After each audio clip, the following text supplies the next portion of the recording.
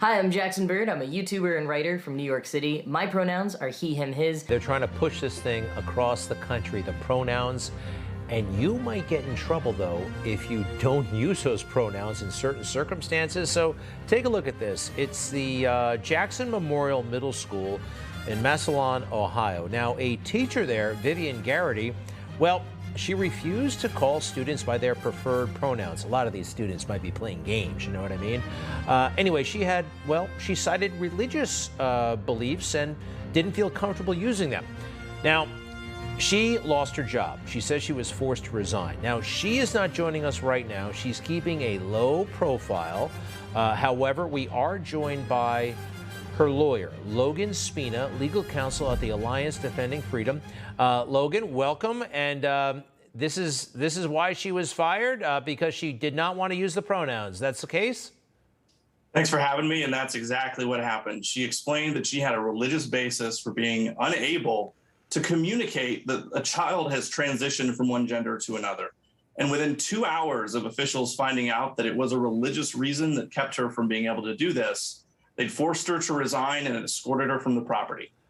Let me ask you this. If she had not cited religion, if she just said, I don't feel comfortable doing that, or I don't want to do that, could she have kept her job?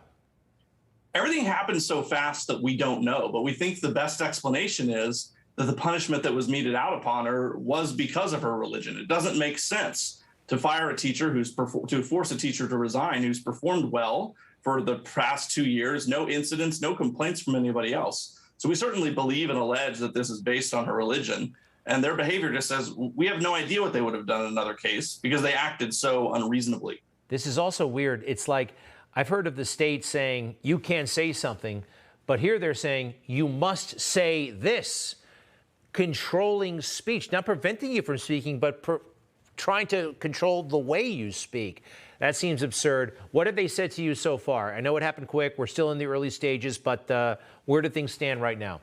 They've said nothing to us. They did issue a letter to the community, and they pushed back on our claim that they have a policy relating to this at all.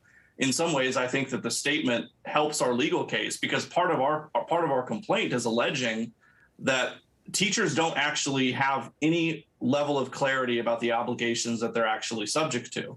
So when the school board comes back and says, oh, we don't actually have a policy on this, I think that validates in part what Vivian is saying. To be continued. Please stay in touch. Nobody should lose their job under these circumstances. Let's see if it all works out. Logan Spena, we're glad you're on the case from the Alliance Defending Freedom. Many, many thanks. Best to your client. Sorry Appreciate we can't see her. I understand she wants to lay low, and I understand. We'll be right back.